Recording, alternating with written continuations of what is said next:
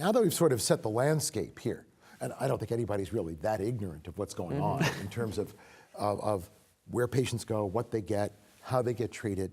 You get a patient. What are the important now patient and disease factors that you consider when you're deciding on a treatment? I think this is key. We mentioned earlier, you get a student or a resident and they think, okay, infection, I want to give an antibiotic. And so they come to an ID rotation perhaps wanting to be told, okay, this infection, this antibiotic, get the little checklist and get it right. But unfortunately, as I've heard many of my colleagues say recently, the answer to every question in ID is it depends. And it's very much because of all Is that true? It depends. It is true because every patient is different. And so those patient factors, as Andy already mentioned, immunocompromise, these type of things are important. Other risk factors that the patient may have they been in the hospital recently? Did they just come from an LTAC, or are they a previously healthy person? Do we suspect a bug?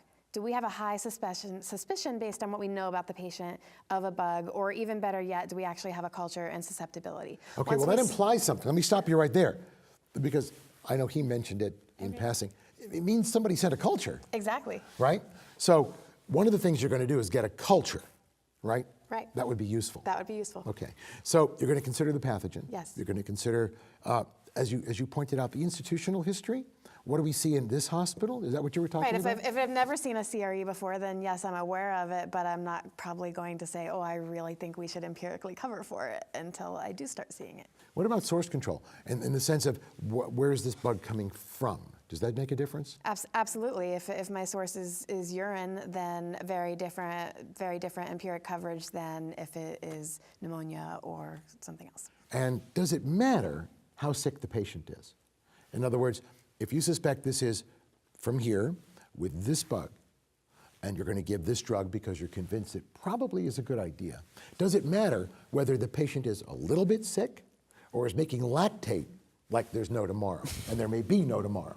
That's it depends, but. Oh, thank you so much. I know you wanted to You were do that. right, you know that? But I think, when you see a 23-year-old bone marrow transplant patient, your threshold to pull out the big guns, one of the newer agents, you've got one shot to get it right. And if you don't have a rapid diagnostic test in your hospital to tell you immediately what the organism is, you can't blow that one shot. So my trigger to pull and allow a newer agent to be used in that patient absolutely is a little different than the 90-year-old nursing home patient who the family is already contemplating if this is a DNR and we, are calling it a day. So they are different patients, even though they might both have an equal risk for a multi-drug resistant gram-negative.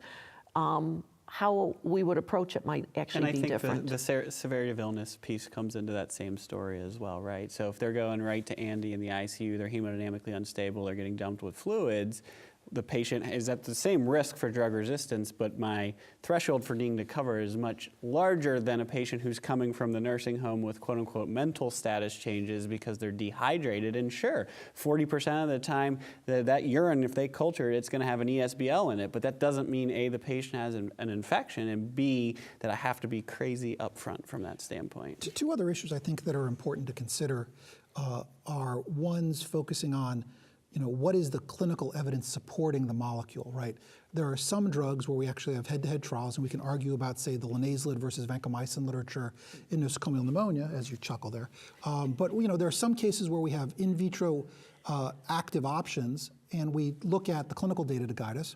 For some of the newer agents, some of them have clinical data in certain disease states or certain syndromes and don't in others. Now, the absence of proof isn't proof of an absence, but I think we all prefer to go where there's actual clinical trial data than when there's not. Or at least some guidance on how to dose some of these drugs, because the history of drug development is littered with pneumonia failures where it looked great in the urine or looked great in the skin, and they studied it in pneumonia, and lo and behold, it didn't work because it was inactivated by surfactant, which, as last I checked, happens to be in the lung, or, for example, it's underdosed because of lung penetration. All of those things matter, and at the same time, I think another thing that's important to consider is the patient's renal function.